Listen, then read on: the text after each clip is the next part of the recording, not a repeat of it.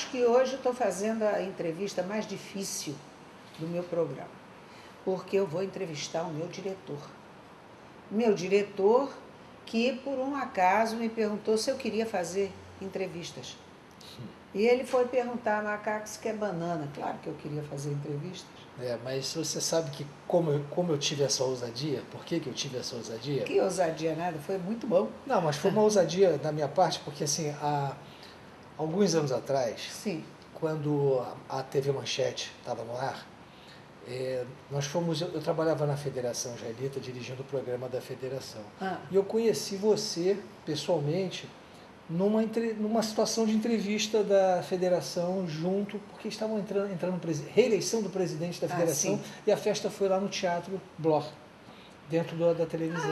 Com o Roberto Striger. Isso, com o Roberto Striger, exatamente. E houve o prêmio Adolfo Bloch, foi o primeiro prêmio Adolfo Bloch, logo que Adolfo faleceu. Exatamente, e foi nesse momento que eu conheci você e sabia que você tinha um programa de televisão, já tinha visto, assim, via o programa dos médicos, eventualmente eu assistia. Eu fazia os médicos de manhã e fazia sentada numa mesa, até que eu disse, por favor, eu tenho minha formação de balé, eu quero andar, então eu queria uma coisa que eu me movimentasse mais. Mas você já tinha feito televisão antes? Nunca. Nunca?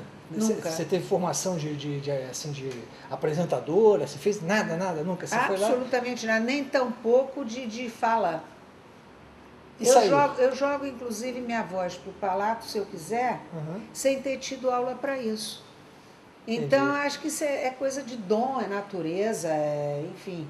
O que acontece é que eu fui entrevistada pela Hildegard Ângelo num programa que havia, acho que era Persona, se não me engano, no TV Cultura. Olha, tá vendo? Ele que está me entrevistando. Não, Persona era na Manchete. Não, teve um na TV Cultura. Da menina educativa. Não, TV educativa. Leda Nagli. Não, sem censura, que é Leda Nagli. Isso, sem censura. A Persona, tá. Era um programa da Hildegard Ângelo. E ela me chamou para fazer o programa e eu disse, olha, não dá. Ela insistiu. Aí eu disse, olha, meu bem, o Adolfo ele não queria muito que eu fizesse entrevista, assim, que eu fosse entrevistado. Por algum motivo, não sei, talvez segurança, não sei o que era. Eu sei que ele não queria muito. Aí ela insistiu, depois eu mandava a produção, até que uma ocasião eu disse para ela, eu encontrei numa festa, eu disse, olha, vamos fazer o seguinte, assim normalmente eu não irei, mas se você tiver um buraco e tiver que fazer o programa de todo jeito para botar no ar, você me chama que eu tapo o buraco. Deu-se, eu acho que foi numa quarta-feira de cinzas. Chovia tudo, se você pudesse imaginar, chovia. E o Adolfo foi até a casa do Brizola na ocasião e eu fui para Gomes Freire para fazer a entrevista. E foi muito engraçado, porque eu cheguei lá, eu tinha que assinar um papel que eu não me que eu não tinha, que eu deixava tudo a cargo de todo mundo. Eu telefonei, Coni, isso aqui é assim mesmo, eu tenho que assinar esse papel. Não, isso é usual, Ana, você assina porque eles querem ter o direito de botar o teu programa no ar no momento que quiser, sem precisar te procurar. Entendi. Eu acho que até hoje isso é usado, isso. Sobretudo também como uma proteção para não haver cobrança de direito de imagem. Hoje em dia usa-se muito esse negócio de direito de imagem, mas eu acho que ninguém, pelo menos a gente não tinha essa maldade de, enfim, ou maldade ou bondade, porque entra dinheiro no bolso, né? Então, o que acontece é que ela fez a entrevista comigo e saiu tão boa, tão gostosa, mas de tal forma, eu me lembro de 2 pontos. Um deles era falando a respeito da amizade do Adolfo com Juscelino. E eu disse a ela, são 2 almas irmãs, que se encontraram e tiveram 2 almas gêmeas, que tiveram os mesmos gostos, os mesmos momentos de vibração e curtiam praticamente as mesmas coisas, quanto à arte, quanto a tudo, e eram muito amigos de verdade. Então isso transcende. A vida transcende a morte, transcende a tudo. O outro ponto, aí a gente falou sobre tudo que você quisesse, até que ela disse, e como é? Você com Adolfo é uma coisa assim que a gente não... porque você é muito mais nova que o Adolfo é bem mais velho. Eu olhei para ela e disse, isso não se sente. Isso não existe. A cabeça do Adolfo dá banho em qualquer um. E foi por aí que eu fui falando do Adolfo, porque a admiração que eu sempre tive por ele foi muito grande, muito grande. Olha a entrevistadora falando pelos poros da pele e o entrevistado sentado olhando para mim. Como é que você chegou à carreira de ator? Então, eu comecei a trabalhar com teatro com 16 anos. Foi quando eu fiz o meu primeiro curso de teatro. Mas por quê? O que te moveu? Eu não sei. O seu pai, sua mãe, tia? Não tem nenhuma liga. A minha irmã mais velha, ela teve uma passagem de atriz. Mas eu era muito pequeno, devia ter uns 6, 7 anos de idade. E eu a via na televisão fazendo uns programas de humor na TV Excelsior, TV Rio, Canal 13, umas coisas lá dos anos 60, 60 e poucos. Aquilo, eu gostava de ver minha irmã na televisão, eu acho que talvez tenha sido uma influência, mas... Você gostava daquela situação em si, digamos assim? Era legal ver minha irmã, era legal ver na televisão. Então, quando eu Você tinha quantos anos? Eu devia ter uns 7, 8 anos. Ah, bom, peraí, influencia sim. A irmã mais velha e tal, assim, eu tinha meio como um ídolo, né? Minha irmã tá na televisão, tá, essas coisas. Então, acho que foi meio que por aí, né? E aí... Aliás, uma coisa que eu esqueci de dizer, porque eu entrei com o assunto da minha entrevista com a Hilde, que você me perguntou se eu fiz algum curso, se eu me preparei para fazer, se eu fiz curso de teatro, apresentar programa, ou apresentadora, ou qualquer coisa assim, porque estar em frente a uma câmera não é muito fácil para todo mundo. E para mim sempre foi. Fica à vontade. Eu gosto. Claro. Eu curto isso aí, ó, aquela luzinha vermelha que a gente sente que há milhares de pessoas, milhões, nos vendo por trás. Eu digo, tomara que haja, porque eu adoro olhar para ela. Foi aí, nessa entrevista, que o Fernando Barbosa Lima, que em paz descanse, que Deus o tenha, que o Fernando Barbosa Lima me viu, gostou e me convidou para fazer o programa sozinha, porque eu participava de uma coisa ou outra de bate-papo lá tinha um programa Bate-Boca com a Solange Bastos, e eu participava muito, principalmente parte de quadro de médicos, e ela sempre me chamava para uma atuação maior quando tinha um médico, que eu sempre gostei, Carlos Chancrumaia, eu falei na entrevista com o Celso Musquier, era um professor extraordinário que me entusiasmou na medicina. E então, muita coisa eu conhecia. Eu sou de médico e de louco, todo mundo tem um pouco. É verdade. Não é verdade? Então, foi graças a essa entrevista com a Hilde que o Fernando sentiu firmeza para me convidar para fazer o programa. Mas continuando com você, você estava com 7, 8 anos. Mas 7, 8 anos. Já tem muito tempo. Mas então, você aí, para chegar até os 16, não houve nenhuma outra profissão nesse meio do caminho que te cativasse? Só estudei. E não tinha nenhuma tendência para nada? Na escola eu participava. Não, eu sempre gostei de ver comédia na televisão. Meu acesso era a televisão. Eu não tinha muito acesso a teatro. Era só televisão. Então eu vi os programas de humor na televisão e eu gostava... Aquilo era... Era muito, me mexia...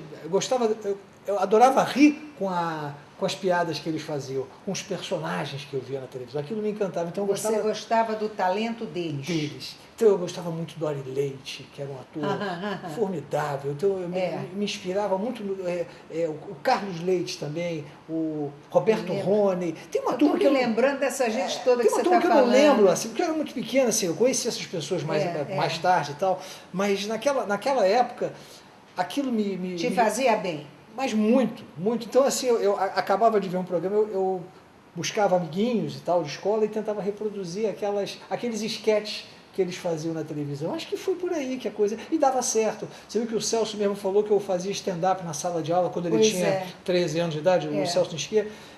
Eu fazia isso, eu decorei o disco do Juca Chaves, um disco de piadas. Poxa vida, hein? Aquele disco é ótimo. É ótimo, eu decorei aquele disco e eu reproduzia. Olha, eu vou botar ele para fazer isso um dia na televisão, eu quero assistir. O Juca Chaves?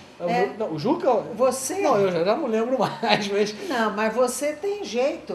Então eu percebi que eu tinha jeito para pegar... Você sente que tem mais talento histriônico, quer dizer, mais para comicidade do que para drama? Não é isso, eu acho que a gente tem uma linha de alcance para os dois lados, tanto para comicidade tanto para drama. Vai aí a sua tendência, o que você gosta mais e o que você faz mais. Às vezes o mercado te exige diferente. Te coloca ali no drama e você fica no drama a vida inteira, como na comédia, assim como o cara faz o papel do mocinho e ele é galã a vida inteira, ele está doido para fazer um papel mais forte, mas ele é sempre o mocinho, que vai casar com o mocinho. Então são coisas que às vezes o mercado vai determinando. Mas eu acho que todo ator, salvo algumas exceções, tem essa facilidade de ir para as duas coisas. Vai da tendência dele mesmo, pessoal, né, do que ele gosta. Eu gosto muito de comédia, apesar de não fazer tanta comédia, mas eu gosto muito. Não, você está no mercado de trabalho, quer dizer, quando você é convocado para fazer alguma coisa, você se desencumbe da melhor maneira possível. Exatamente. Eu só lamento que não tenha um papel que vá de ponta a ponta. Eu gostaria de você fazendo um papel de ponta a ponta numa novela, numa são qualquer oportunidades, coisa assim. às vezes que você rola uma oportunidade, aí você vai lá e faz. Assim, o espaço que me dão, eu preencho. Né? E bem. E eu vou lá preencher. Fica marcado. Eu não me incomodo com o tamanho do papel, porque se eu tiver duas falas e eu fizer exatamente o que aquele personagem tem que fazer, cumprir a função dele bem feita... mas você não faz quadrado, você faz com vida. Eu faço. Na hora que eu estou ali, assim, eu estou ali. Tanto que eu estou brincando muito com ele, porque na Avenida Brasil ele fez um gerente de hotel em que o Marcelo Novaes foi lá e pintou tudo que pôde, bebeu todas as melhores champanhes, enfim, infernizou a vida dele e não queria pagar nada. Coisas de novela. Não é tanto de novela. Isso acontece por aí.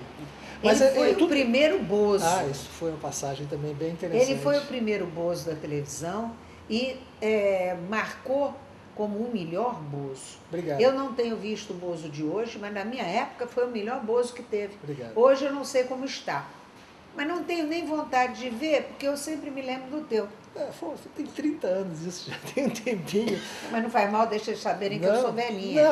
Mas assim, não é por isso que eu estou falando que é normal renovarem, é normal colocarem outros atores mais jovens para fazer. Não tem dúvida, porque é muito mais gente surgindo no mercado do que saindo. Claro. Não é? Claro. Mas eu acho que a experiência é tudo. Você tem um trato com a profissão hoje que você não teria na época.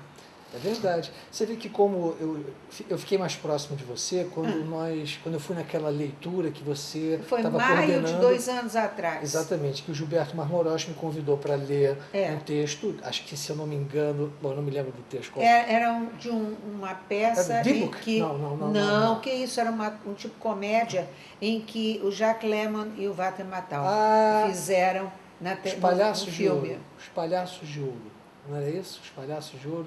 Era um negócio que, inclusive, a filha vinha buscar o pai, estava na porta e ele não queria... ele fechou a porta, não queria receber o outro de jeito nenhum. Então, eu não lembro o nome nesse momento eu estava trabalhando, e ainda trabalho, paralelo ao trabalho de ator, com consultoria imobiliária. E eu estava trabalhando, o Gilberto pediu para eu ir fazer essa leitura. Mas você veio todo dolorido, ele tinha feito uma operação de ombro. Isso, eu tinha absurdo. Vou botar uns pinos aqui. Uma gravata tétrica. Isso. E aí foi ali que, depois dessa leitura, eu te dei um cartão da TV Tovar, que é você disse, você gostaria de fazer entrevistas? Eu disse, sim, por quê? Porque eu tenho um site e você poderia fazer para a internet. Eu até achei engraçado, você sabe por quê? Eu sempre fui muito refratária à internet. E não mudou grande coisa, não. Graças a meu médico, eu criei, acabei tendo um e-mail que meu Carlinhos fez para mim. Ele que fez para mim o e-mail, ele que tira as minhas grandes dúvidas. Carlinhos não é somente o que faz o meu cabelo, ele também faz a minha cabeça. Portanto, ele é uma criatura culta, gostosa de conviver. Eu já fiz uma entrevista com ele, não vai demorar, vamos fazer de novo. Ele sempre terá o que nos contar. Mas ele que me ajudou nisto, graças ao meu médico, Fábio Jucá, que se não fosse ele, eu não teria nada de internet, nada mexendo com esse tipo de tecnologia. Então, porque vou te mandar um e-mail, sim, você tem que me mandar a resposta por ali. E ele faz isso com os clientes todos dele. E os clientes dele normalmente têm internet, mas você não sabe o meu absurdo. Eu fui para o casamento do Elias Ramiro Bentes, meu primo, em Belém. e não levei o computador. Porque eu estava levando um quadro enorme de presente, só faltava mais um computador. E não abri computador. Eu tinha lá no hotel, mas cadê que eu tive tempo? Eu saía no almoço, eles vinham tomar café comigo, saía no almoço, saía do jantar. Cheguei em casa, não abri computador. E olha, eu estou até hoje atulhada de e-mails, eu tenho que limpar a minha caixa e não estou tendo tempo nem paciência para isso. Quer dizer, eu não sou uma mulher computável. Ou computadorizada, você aí é que vê. É. Mas eu estou falando muito, eu queria que ele falasse mais. O que você tem para dizer hoje? Eu sei que você tem 3 filhos. Tem uma menina para dar o tempero, tem um rapaz formidável, que está muito bem encaminhado junto ao Newton Bonder, que ele, inclusive, carrega cerimônia, toca violão, tem uma voz bonita. Tua voz é bonita assim? Não. Mas Minha você voz é canta? boa. Não, é meio assim. Eu sou um ator que canta, eu não sou um cantor. Você é um ator que canta, então daria para você fazer um violinista no telhado, um Hello Dolly, qualquer coisa. Daria para você fazer. Daria, dependendo Por que você não procurou fazer isso? Não foi oportunidade que não aconteceram nesse sentido de ir para musical. Mas você está fazendo ainda uma peça de teatro? Não, eu estive fazendo, não estou mais. Não? Eu estive fazendo Um Inimigo do Povo até dezembro. Brecht. Esse é do Henrik Ibsen.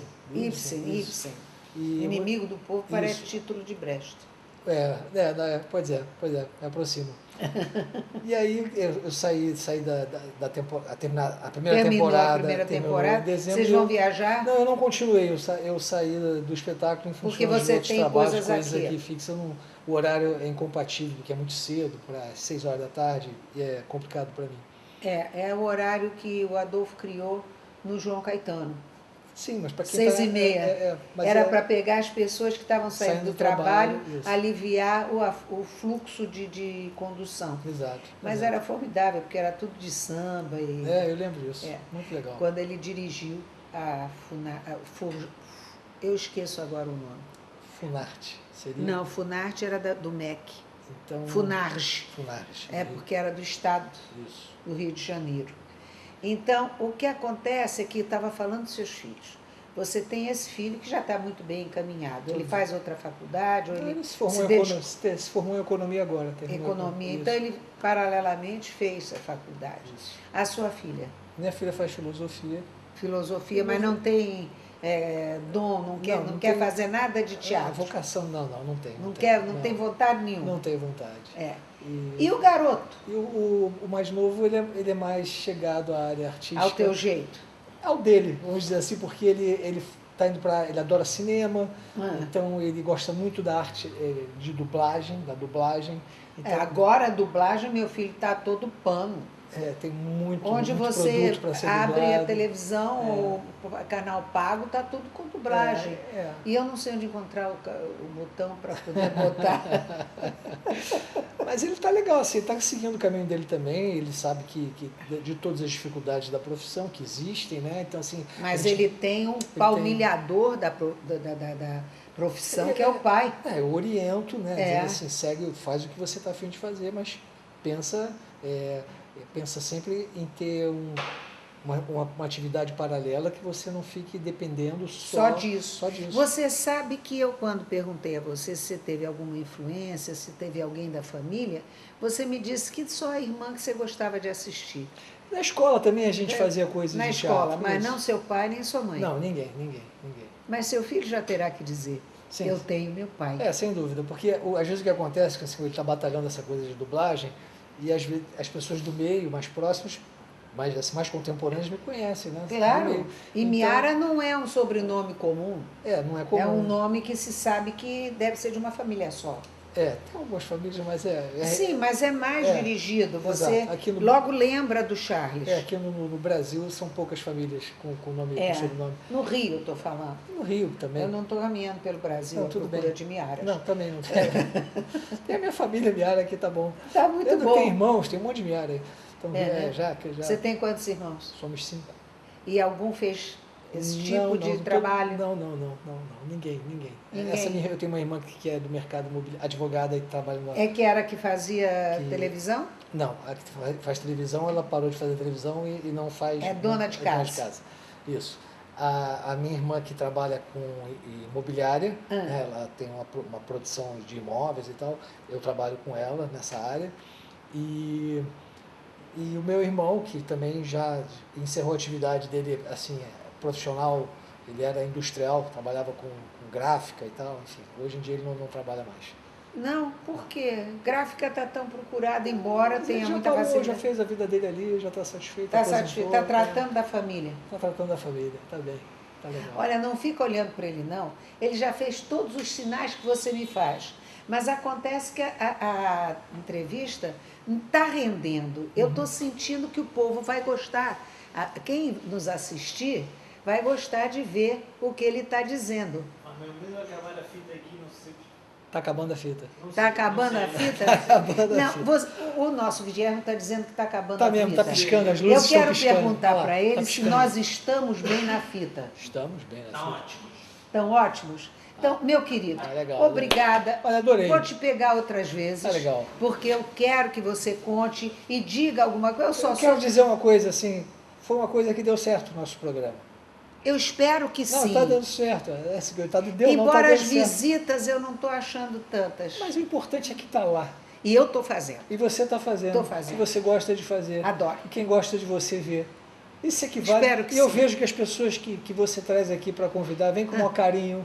Eu acho que isso sinceramente, eu acho que a audiência não é nem tão mais importante aqui, eu tenho 1 milhão de pessoas nos assistindo. Eu acho que o bacana é essa troca que você faz com as pessoas também que a gente está conhecendo aqui, tendo acesso a essas pessoas. E você está gostando de conhecer? Hoje os entrevistados deram assim um show aqui, deram uma aula. Que bom, né? Graças a Deus. Então isso a gente aprende com isso. Né? É legal. Minha gente, olha, é o meu diretor, tá? Charles Miara, por favor, procurem por ele, porque ele é um excelente ator. Tchau.